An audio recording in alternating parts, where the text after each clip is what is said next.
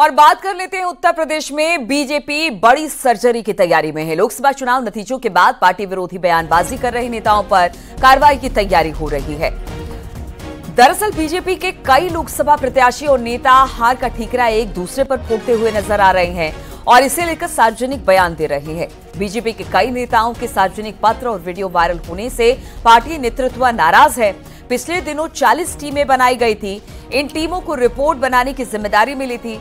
अब तक पश्चिमी उत्तर प्रदेश, बुंदेलखंड, पूर्वांचल, बहराइच, सीतापुर के नेताओं को चिन्हित किया गया है जो इस तरह की बयानबाजी दे रहे हैं। और बातचीत करने के लिए संकेत मिश्रा हमारे साथ जुड़ गए हैं।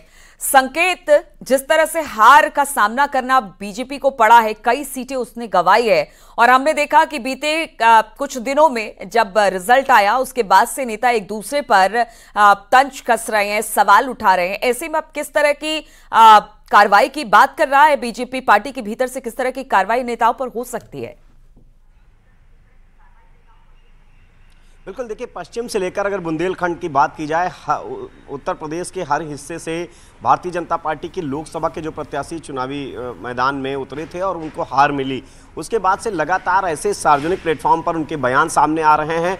और यही नहीं, पार्टी के जो नेता हैं इस हार को लेकर आपस में एक दूसरे पर ठीकरा फोड़ते हुए बयान दे रहे हैं और वो भी सार्वजनिक प्लेटफॉर्म पर, चाहे वो वीडियो जारी करने के माध्यम से हो या फिर पत्र लिखने के माध्यम से हो या फिर मीडिया में बयान देने को लेकर हो। इसको लेकर भारतीय जनता पार्टी का जो प्रदेश संगठन है वो खासा नाराज है और पार्टी इसे अनुशासनहीनता की श्रेणी में ले रही है। भारतीय जनता पार्टी के प्रदेश के नेतृत्व ने इस संबंध में पूरी तरीके से ब्यौरा तलब किया है कि कौन कौन से वो लोकसभा के प्रत्याशी हैं या कौन कौन से वो नेता हैं जो लगातार सार्वजनिक बयान दे रहे हैं, पत्र लिख रहे हैं और उनको वायरल करा रहे हैं, जिससे पार्टी की कहीं ना कहीं छवि खराब हो रही है। इसको लेकर अनुशासनहीनता के चलते पार्टी ऐसे लोगों पर कार्रवाई करेगी और उनकी पूरी रिपोर्ट उत्तर प्रदेश से भारतीय जनता पार्टी के प्रदेश नेतृत्व ने तलब की है। ये रिपोर्ट आते ही केंद्रीय नेतृत्व को अनुमति के लिए भेजा जाएगा और वहां से अनुमति मिलते ही तमाम भारतीय जनता पार्टी के जो बड़बोले नेता हैं, लगातार जो बयानबाजी कर रहे हैं सार्वजनिक प्लेटफॉर्म पर, उन पर कार्रवाई तय होनी मानी जा रही है। उसमें कई ऐसे हैं जो खुद प्रत्याशी लोकसभा के रहे हैं। तो जाहिर सी बात है कि भारतीय जनता पार्टी अनुशासनहीनता के आरोप में किसी को बख्शने के मूड में नहीं है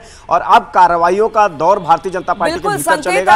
अगर इस सब बातों को देखा जाए, उत्तर प्रदेश में हार का ठीकरा बीजेपी के नेता एक दूसरे पर थोप रहे हैं, लेकिन इससे पहले हमने देखा था कि बड़े बड़े फैसले बीजेपी कर लेती थी और जो भी, चाहे वो नेता हो या बड़े मंत्री हो, वो चू तक नहीं करते थे, किसी तरह का कोई सवाल नहीं उठाया जाता था।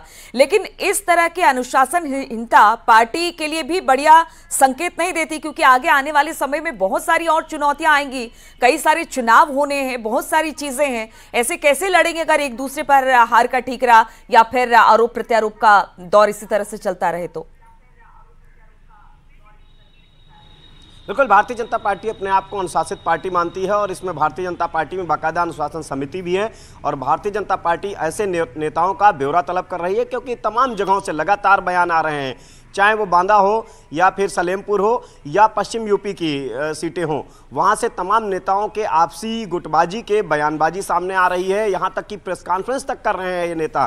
तो ऐसे नेताओं पर भारतीय जनता पार्टी का नेतृत्व सख्त है और इनकी पूरी रिपोर्ट तैयार करा रहा है। इनके बयानों का जो ब्यौरा है वो पूरी तरीके से इकट्ठा किया जा रहा है और ये कार्रवाइयाँ पूरे उत्तर प्रदेश में अब भारतीय जनता पार्टी में देखने को मिलेंगी। भारतीय जनता पार्टी का नेतृत्व जल्द ही ये पूरी रिपोर्ट तैयार कर केंद्रीय नेतृत्व को अनुमति के लिए भेजेगा और वहां से अनुमति मिलते ही, जैसे ही हरी झंडी मिलती है, वैसे यहां उत्तर प्रदेश में निष्कासन का दौर चलेगा और पार्टी से ऐसे नेता निष्कासित किए जाएंगे। चलिए ठीक है, देखने वाली बात होगी कि वो कौन कौन से नेता हैं जिनको पार्टी से बाहर का रास्ता दिखाया जा सकता है। लेकिन सबसे बड़ी बात यह है कि अगर इसी तरह से लड़ाई झगड़ा चलता रहा, और अभी तो देखिए बहुत जगह उपचुनाव भी होने हैं संकेत, ऐसे में उपचुनाव से पहले इस तरह से आपस में ही लड़ना, कहीं ऐसा ना हो कि जो उपचुनाव हो रहे हैं उस पे संकट के बादल घिर जाए बीजेपी के लिए, और ये कहीं से भी बीजेपी के लिए अच्छा नहीं होगा सीटों के लिहाज से।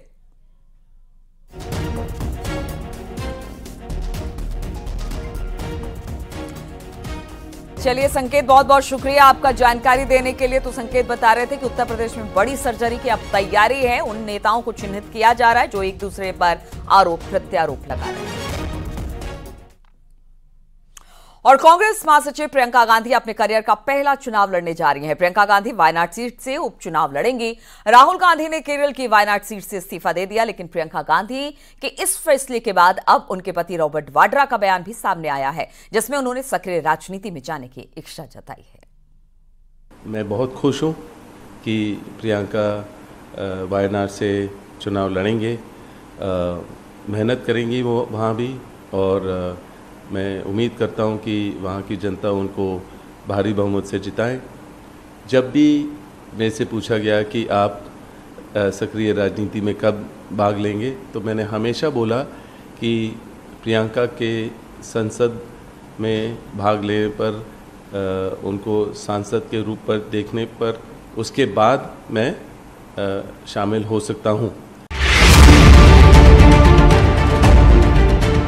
प्रियंका वायनाड से चुनाव लड़ेगी।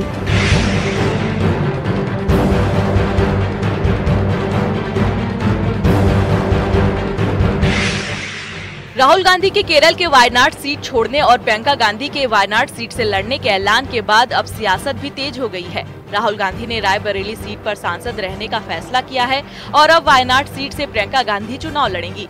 प्रियंका गांधी का ये पहला चुनाव होगा।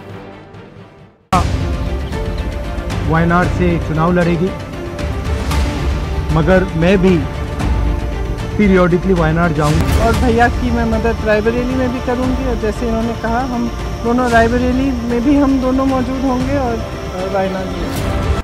कांग्रेस का दावा है कि राहुल के फैसले से कांग्रेस उत्तर भारत में और मजबूत होगा। उन्होंने वायनाड को एक्सेप्ट किया और कांग्रेस पार्टी ने उनको वायनाड की सीट सौंपी।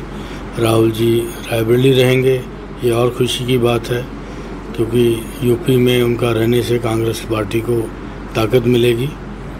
तो ये मेरा कहना, मैं उनको शुभकामनाएं भी देता हूं प्रियंका जी को, और उनके चुनाव में मैं जाऊंगा भी और वहाँ काम भी करूंगा। जबकि बीजेपी सांसद और पूर्व उप मुख्यमंत्री दिनेश शर्मा का कहना है कि राहुल गांधी रायबरेली से इस्तीफा देने से डर गए, इसलिए उन्होंने वायनाड सीट छोड़ने का ऐलान किया।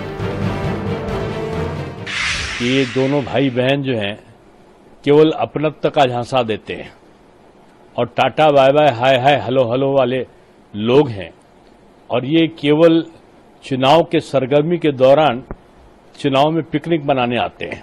और रायबरेली से पहले ही सोनिया जी ने कहा था कि मैं अपना बेटा सौंप रही हूँ, और वो गांधी परिवार ने साबित कर दिया कि जैसे गांधी परिवार के वरिष्ठ लोगों ने सेवा की है रायबरेली की, अमेठी की, उसी प्रकार से आदरणीय राहुल जी भी अपनी सेवा उस तरह से करेंगे। बीजेपी का भी दावा है कि वायनाड से प्रियंका गांधी का चुनाव लड़ना आसान नहीं होगा। बहुत अच्छा रनअवे ब्राइड मूवी देखी थी ना, हमेशा भागते रहते हैं दुल्हन, तब राहुल गांधी वायनाड से भागे। अच्छा है, प्रियंका गांधी लड़े, शुभकामनाएं। हालांकि चुनाव आसान नहीं होगा उनके लिए। माता जी राज्यसभा में होंगी, बेटा जी लोकसभा की एक सीट से होंगे, और प्रियंका जी को लोकसभा की दूसरी सीट से, मतलब तीनों सदस्य सदन में होंगे। ये तो परिवारवाद का एक परिचय है ही। प्रियंका गांधी के वायनाड से चुनाव लड़ने पर पूर्व कांग्रेस नेता प्रमोद कृष्णम ने निशाना साधा है। उन्होंने कहा कि कांग्रेस में प्रियंका का कद छोटा करने की तैयारी चल रही थी। गांधी परिवार को हिंदुओं पर भरोसा नहीं है, इसलिए प्रियंका को वायनाड से चुनाव लड़ाया जा रहा है। देखिए, प्रियंका गांधी कांग्रेस के अंदर सबसे ज्यादा लोकप्रिय चेहरा है। उन्हें तो कांग्रेस का अध्यक्ष बनाना चाहिए था, उन्हें कांग्रेस की कमान सौंपनी चाहिए। बाई इलेक्शन में, उपचुनाव में लोकसभा का टिकट दे करके तो प्रियंका गांधी का कद और छोटा करने की कोशिश हो रही है।